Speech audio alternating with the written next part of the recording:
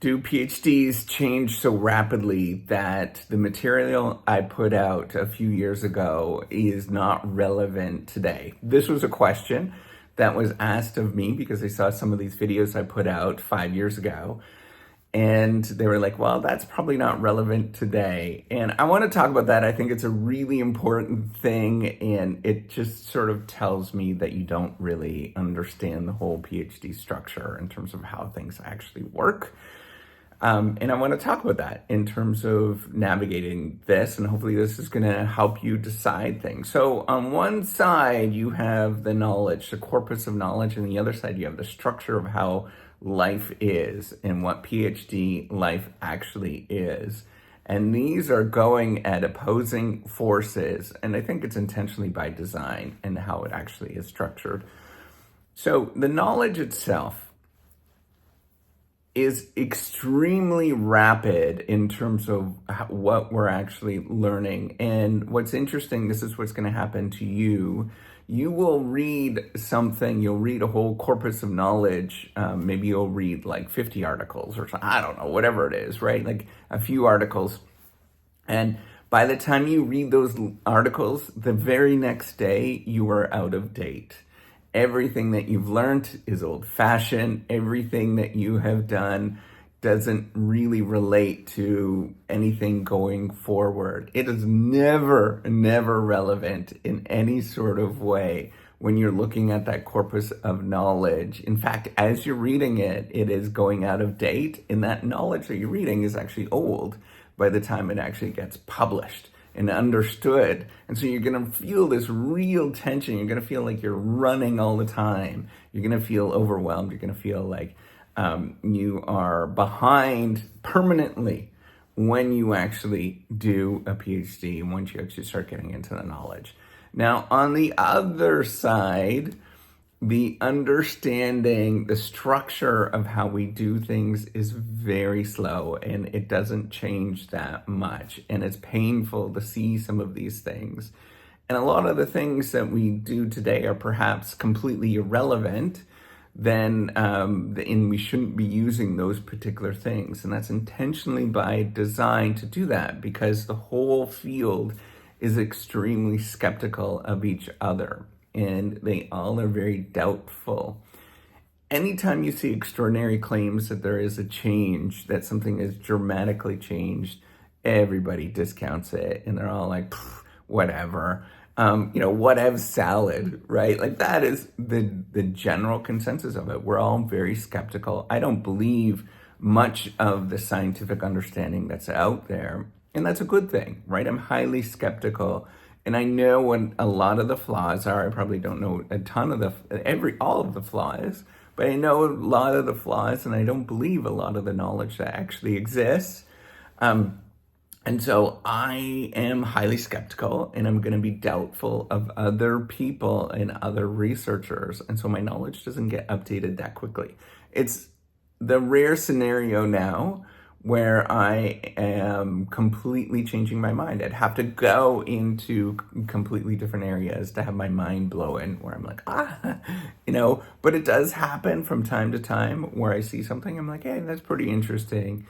And eventually you just get a little desensitized to all of the sensationalism that is built into this side, where there is all of that corpus of knowledge changing. And you're like, this is not that much relevant. This is not much different than what we did 100 years ago or 200 years ago. And we're going to continue marching forward. Now, there's also kind of like this underlying structure in terms of tenure and what the requirements are to actually get a job.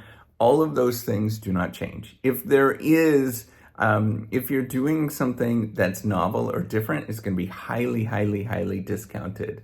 That's okay. That's the structure of the beast. And you have to realize that the knowledge structure of how things actually work are going to be highly discounted. So, if you're thinking of doing entrepreneurship, for example, which is kind of a hot topic in the last 10 years, not as research, but like you're doing something entrepreneurial, nobody is going to care at all. If you're thinking of being a social influencer, right? Nobody is going to care.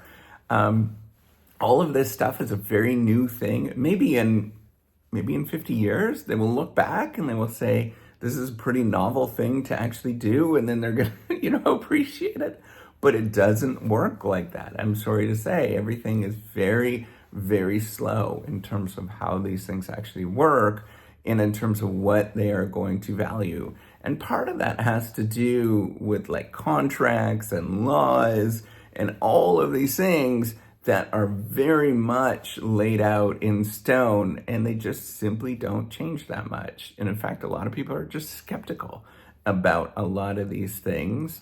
And that's why you often don't see a lot of research heavy professors doing anything that is novel other than in that particular research, a small little tiny domain that they're working in. And often it's not even, they're not doing anything novel. They're just redoing something within that particular area. They're not reaching out to other areas because they get economies of scale by working in that particular area.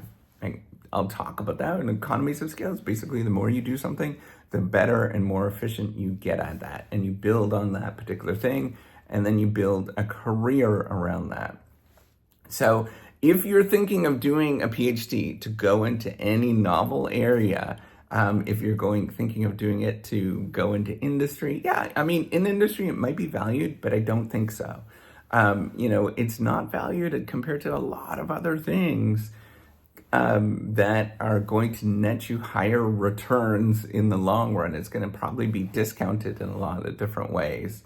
So anytime that you're doing anything that's novel, it's not going to be evaluated in the same way that you're thinking about.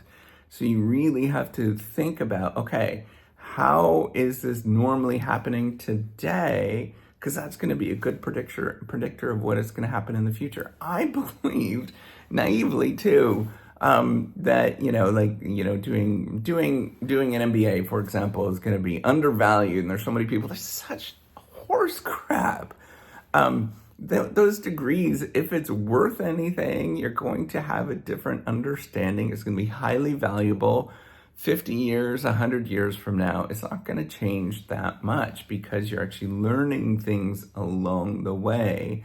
And it's just damn hard to get into a PhD program to do good stuff because the research is hard, and you're going to be stuck in this area, right? You're going to be stuck in this where you're going to look at knowledge. All of these other things that are branching from it that you think are interesting, highly discounted. Nobody cares. Right, and I want you to get into I want you to think about that. All of that stuff is highly discounted. So the only thing that matters is that slow-moving structure that changes over time, and that corpus of knowledge is rapidly changing. Everything that you're learning is outdated, and you're going to feel that pressure of it's outdated. So if you have that tendency, if that's your personality inside, to want to go to the next shiny thing, a PhD is probably not the best thing for you because there's slow grinding work that's involved often, and you're going to feel like, I can't do this thing.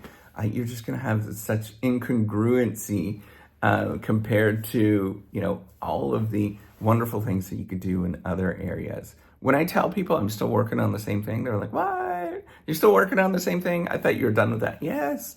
I'm still working on the same thing. Things take a long time. They're slow. Building this reciprocity project, it is freaking slow. It's hard to do, to build credibility, to build a long-standing thing. You gotta think about that how hard is it to build something from nothing when nobody believes in you? It's hard.